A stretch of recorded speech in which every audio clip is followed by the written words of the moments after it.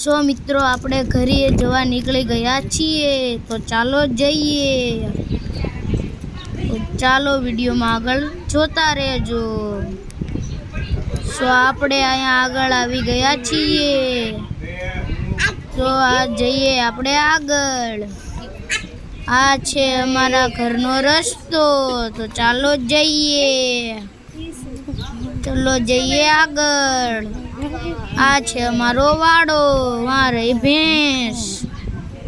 તો ચાલો જઈએ। આ છે ઈંટું તો જઈએ આગળ।